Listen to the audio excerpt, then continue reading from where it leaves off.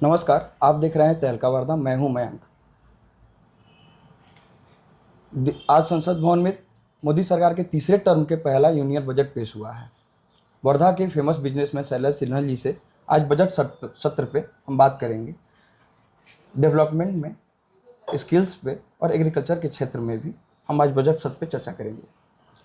Sir, मध्यम वर्गीय समाज के लिए निर्मला सीतारमण जी द्वारा 12 लाख की छूट देने पे, टैक्स फ्री पेयर करने पे बात की गई। इसको आप किस नज़रिए से देख रहे हैं? ये तो बहुत ही अच्छा डिसीजन है। लोग तो 10 लाख तक का एक्सपेक्ट कर रहे थे, लेकिन ये बहुत ही अच्छा एक तोहफा माना जाएगा सरकार की ओर से कि जो कि पहले मतलब नए रेजिम के पहले साल में हार्ड डिसीजन लेने का समय था, तब भी उन्होंने इतना लोगों के फेवरेबल एक डिसीजन लिया और इससे आम आदमी के जेब में अच्छा खासा पैसा बचेगा। मार्केट में सर्कुलेशन के लिए बढ़िया पैसा आएगा। जिनकी लाख रुपए तक के तनख्वाह है वो 75,000 रुपये बचाएंगे। और मेरे जानकारी में काफ़ी लोग ऐसे हैं जो महीने के 15,000 20,000 रुपये तक के बचा लेने वाले, फैमिली दोनों मियाँ बीवी मिल करके। तो it's a very good decision. Sir, Nirmala Sitharaman ने 2030 तक भारत के 78 लाख रोजगार बढ़ाने का दावा किया है। कौन कौन से क्षेत्र में युवाओं को रोजगार मिल सकते हैं? इस पे युवाओं के लिए इसमें एक तो जो स्किल डेवलपमेंट पे बात की गई, ये एक इस पे ऑलरेडी काम पिछले 4 साल से 3 साल से हो रहा है। और पीएम विश्वकर्मा के एक इवेंट के लिए वर्धा में भी आए थे मोदी जी, उसमें भी स्किल पे काम हो रहा है। और अप्रेंटिसशिप के प्रोजेक्ट्स भी चल रहे हैं। अब ये छोटे शहरों में, हमारे वर्धा जैसे शहर में भी अब इस पे कुछ ऑफर्स मतलब गवर्नमेंट के तरफ से काम करने के लिए आ रहे हैं। इसके अलावा जो और सेक्टर्स जिनमें इन्होंने अच्छा फ्यूचर रोजगार के लायक दिया है, वो टेक्सटाइल इंडस्ट्री को पैकेज दे रहे हैं। कॉटन के लिए एक बढ़िया मिशन आ रहा है। एक्सपोर्ट ओरिएंटेड जो यूनिट्स है, टेक्नोलॉजी, लिथियम आयरन बैटरी, मतलब इंडस्ट्री के मैक्सिमम सेक्टर्स में काफ़ी अच्छा काम हुआ है। जिसमें ये हो सकता है कि अगर जो आज के डिसीजन पूरी तरह से लागू हुए तो वाकई में रोजगार अच्छे खासे जनरेट हो जाएंगे। सर, महाराष्ट्र में सबसे ज़्यादा उत्पाद की जाने वाली कॉटन्स है। कॉटन्स पे इस बार के बजट सत्र में किस तरीके की उस पर मुनाफा दिया गया और लोगों के लिए उस पर कितना प्रभाव बना है? कॉटन के लिए जो कॉटन प्रोड्यूसर्स मिशन आ रहा है, पहले भी कॉटन के 2-3 मिशन हो चुके हैं, जिससे कि कॉटन की क्वालिटी हमारे एरिया में या हिंदुस्तान के जो कॉटन की क्वालिटी काफ़ी इम्प्रूव हो गई है।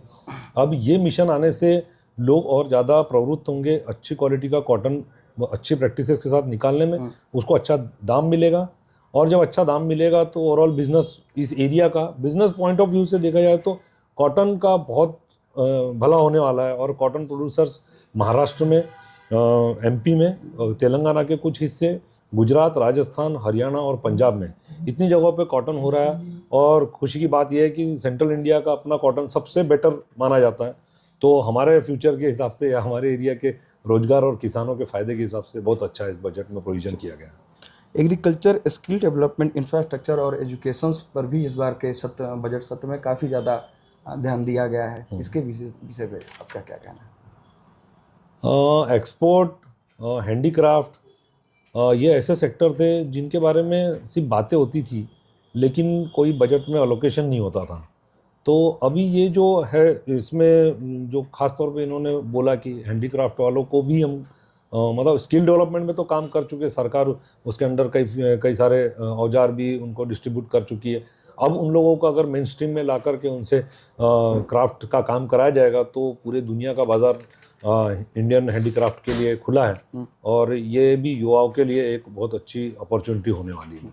सर, भारत में व्यवसाय के दृष्टिकोण से आयात निर्यात, विदेशों से जो जितने सामान का आयात निर्यात होते हैं उस पर भी टैक्सेस फ्री और उनमें भी राहत दिए गए हैं। इसको भारत के अर्थव्यवस्था पे इसका क्या असर पड़ने वाला है, या लोगों के नज़रिए से इसको किस तरीके से देखा जाए? निर्यात पे तो पहले से सरकार काफ़ी सुविधाएं दे रही है। और मार्केटिंग और गाइडेंस के बारे में भी सरकार के तरफ से बहुत सारा काम हो रहा है। हमारे छोटे वर्धा जैसे शहर से लेकर के मेट्रोपॉलिटन सिटीज़ तक के सब जगह पे एक्सपोर्ट ओरिएंटेड या अभी कैपिटल गुड्स के ऊपर ये सभी पे सरकार के तरफ से काफ़ी सपोर्ट मिला है हमें। तो एक्सपोर्ट के बारे में जो सोचने वाली कंपनियां हैं उसके बारे में और नए लोगों को नए उद्यम लेकर के एक्सपोर्ट ओरिएंटेड प्रोडक्ट्स के साथ में आगे बढ़ना चाहिए, तो ही इसका फ़ायदा मिल पाएगा। और टैक्सेस के रिबेट तो हमेशा ही सरकार एक्सपोर्ट वालों को तो देती आई है। इस साल ऐसे कुछ प्रोडक्ट्स भी कुछ मुझे एग्जैक्ट तो ज़्यादा आइडिया नहीं है इंपोर्ट के बारे में, लेकिन इंपोर्ट में कुछ चीज़ों को रिबेट दिया है जिनसे कि आगे प्रोडक्शन करना हमारे देश में कंपलसरी है। इसमें जैसे एग्रीकल्चर में लगने वाले कुछ केमिकल्स भी है कि जो इंडिया में नहीं प्रोड्यूस हो सकते, और रिसर्च से रिलेटेड भी कुछ प्रोडक्ट्स को पेट्रोलियम तेल्स वगैरह जो पेट्रोलियम प्रोडक्ट्स तो हमेशा से ही फेवरेबल प्रोडक्ट रहा है गवर्नमेंट के लिए। सर, इस साल के बजट सत्र में देश के हर एक क्षेत्रों में वित्त मंत्री ने कहीं फ़ायदा, कहीं नुकसान, कहीं मैनेजेबल चीज़ों पे ध्यान दिया है। ऐसे कौन से सेक्टर हैं, ऐसे कौन से क्षेत्र हैं जिस पे उनकी ध्यान अब तक नहीं पहुंच पाई है, जो बहुत खासा ज़रूरत है भारत को? ऐसा मेरा मानना है कि ऑलरेडी बहुत सारे सेक्टर पे काम हो रहा है, इन्होंने प्रोजेक्ट बजट में जिनको कवर किया है। लेकिन चूंकि मैं साइंस एंड टेक्नोलॉजी के फील्ड से हूँ, मेरा बिजनेस भी वही है, तो मेरे को ऐसा लगता है कि research and development, science and technology, इसके लिए कोई अलोकेशन भी नहीं रखा है। साथ ही इस पे काम की बहुत ज़्यादा ज़रूरत भी है।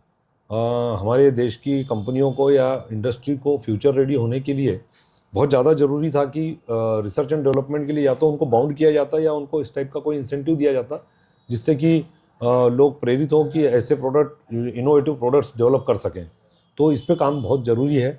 अभी नहीं तो शायद हो सकता है अगले बजट में इस पे कुछ प्रोविजन होगा उनके तरफ से, लेकिन फ़िलहाल तक तो ये बहुत बड़ा सेक्टर है जो कि छूट गया। साइंस एंड टेक्नोलॉजी, इसरो और बाकी लोग काम कर रहे हैं, लेकिन प्रोडक्ट डेवलपमेंट पे काम होना अपने देश में बहुत ज़रूरी है। बहुत बहुत धन्यवाद सर बात करने के लिए हमसे।